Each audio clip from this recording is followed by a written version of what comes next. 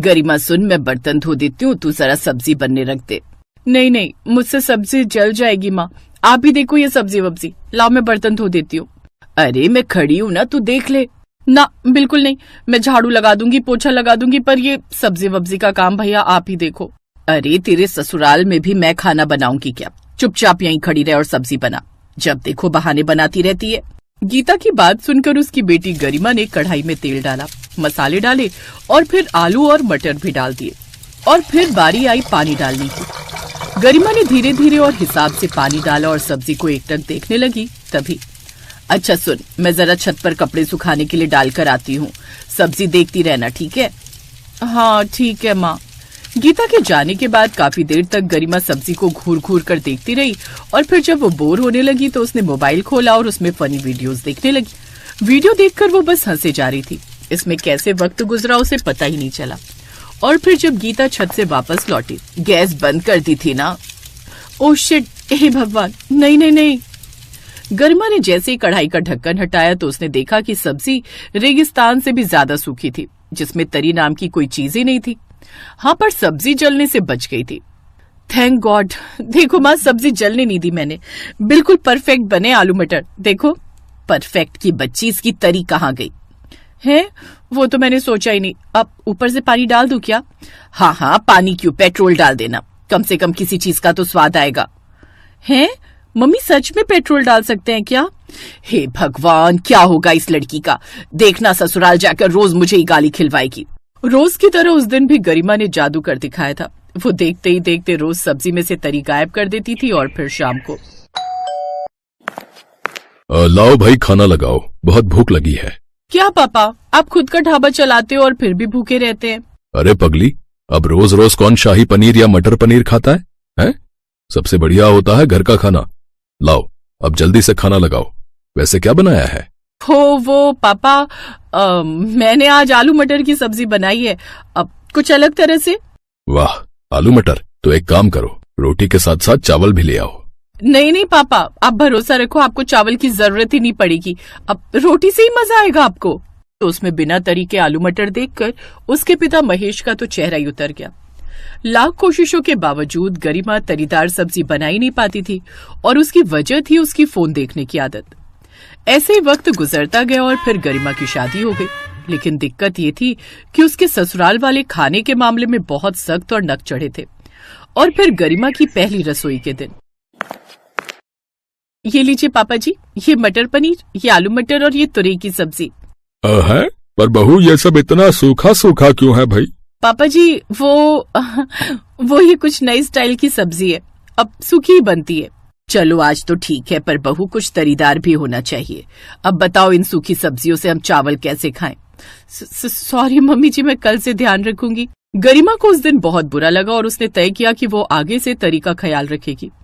अगले दिन उसने बढ़िया अंडा करी बनाने की सोची। उसने कढ़ाई में मसाले, पानी और अंडे डाले और उसे प्लेट से ढक दिया, लेकिन कब उसके हाथ मोबाइल तक पहुंच गए उसे खुद मालूम नहीं चला। फिर जो होना था वो हो ही गया। अंडे जलने से तो बच गए, लेकिन अंडा करी की तरी ऐसे उड़ गई जैसे गधे के सिर से सींग। मर गई, आज तो पक्का मर गई, अब नहीं बचूंगी। क्या करूं? हाँ, एक काम करती हूँ, जल्दी से फिर से अंडा करी बना देती हूँ। पति सुरेश की आवाज आई। गरिमा, मैं और पापा जी लेट हो रहे हैं, जल्दी खाना लाओ भाई। गरिमा ने कांपते हाथों से अपने ससुराल वालों के सामने सब्जी ले जाकर रख दी। न उसमें करी थी और न तरी। ये क्या बनाया है तुमने बहू? वो मम्मी जी, अंडा कर ड्राई अंडे। इन्हें बॉयल अंडे कहते हैं गरिमा, ये तो हम खा लेंगे, पर सब्जी तो लाओ। जी यही है जो है, वो तरी सूख गई। अरे सूख गई कि जल गई? देखो बेटा, मेरी बात ध्यान से सुनो, तुम्हारी ये नई नई डिशों को खाकर मुझे जो है कब्ज हो गया है। अरे पूरा पेट छिला जा रहा है मेरा। तुम कुछ तरीदार बनाओगी तो बड़ी मेहरबानी होगी, वरना एक दिन हम ऐसे ही सूखे सूखे मर जाएंगे, समझ रही हो ना? अब की बार ओम प्रकाश और सरला की आवाज में गुस्सा था। अगले दिन गरिमा ने कसम खा ली कि वो तरीदार आलू टमाटर की सब्जी बनाकर रहेगी। उसने सारे मसाले डाले और पानी डाला।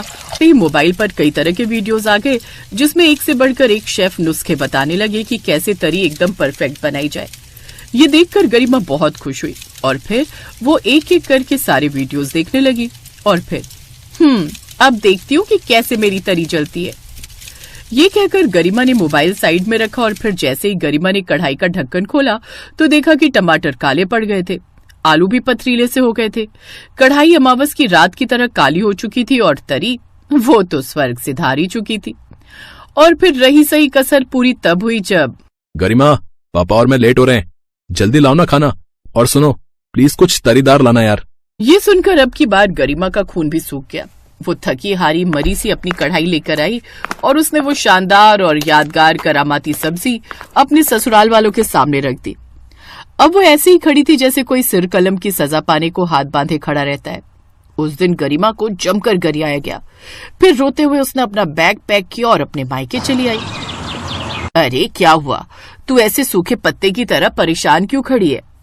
बस माँ, ये सूखापन ही मेरी जिंदगी ले डूबा। गरिमा ने सारी बात अपनी माँ को बताई। ये सुनते ही गीता ने उसके हाथ से फोन छीना और उसे पानी से भरी बाल्टी में डाल दिया। माँ, ये क्या किया आपने? बिल्कुल ठीक किया तुमने गीता। अब देखना, तेरी हर सब्जी तरीदार बनेगी। अब उठा अपना बैग और चल, तुझे तेरे ससुराल छोड़कर आते हैं।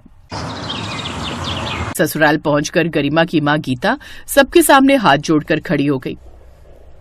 बहन जी, इसे माफ कर दो, आगे से ये ऐसी गलती कभी नहीं करेगी। अरे पर बहन जी, इससे तरीदार सब्जी बनी नहीं सकती कभी। बनेगी बनेगी, देखना आज से ही बनेगी। इसकी माँ ने सब सिखा दिया है, विश्वास कीजिए। अगर ऐसी बात है तो आप लोग भी आइए और शाम का खाना हमारे साथ ही खा के जाइएगा। है इसके बाद सभी लोग खाने की मेज पर बैठकर बातें करने लगे और गरिमा बिना मोबाइल के पहली बार वो रसोई में काम कर रही थी। उसे ऐसा लग रहा था जैसे बिना आत्मा का शरीर बस कहीं चले जा रहा है। उसने मसाले डाले, अच्छे से भुना, फिर पानी डाला और फिर अंडे। फिर बिना कहीं ध्यान भटकाए वो एक टक सब्जी की आवाज को सुनने की कोशिश कर रही थी। तभी उसे अंदर से आवाज आई, थोड़ा तरी का ध्यान रखना गरिमा, आप चिंता मत कीजिए, सब ठीक होगा। हाँ, इस बार सब ठीक होगा। अपनी माँ और सास की बातें सुनकर गरिमा ने कढ़ाई की ओर देखा और फिर थोड़ी देर बाद उसने एक लंबी सांस ली और कढ़ाई का ढक्कन खोल दिया।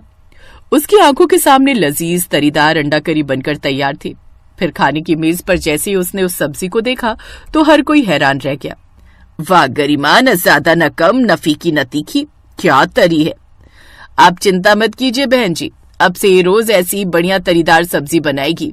पर ऐसा भी क्या कर दिया आपने बहन जी, जो हमारी बहू एक ही दिन में सीख गई? कुछ नहीं, बस ऐसे ही थोड़ा सा सिखा दिया जो पहले कभी नहीं सिखा पाई थी। उस दिन सभी ने गरिमा की दिल खोलकर तारीफ की। खासकर उसका पति सुरेश तो बहुत ही खुश था और अपनी यही खुशी जताते हुए उसने गरिमा से कहा, इतनी स्वादिष्ट अंडा करी मैंने आज तक नहीं खाई। सच में कमाल कर दिया गरिमा तुमने। जी कर रहा है तुम्हें कुछ इनाम दूं। हाँ, मैं कल ही तुम्हें नया मोबाइल दिलाता हूँ। नहीं।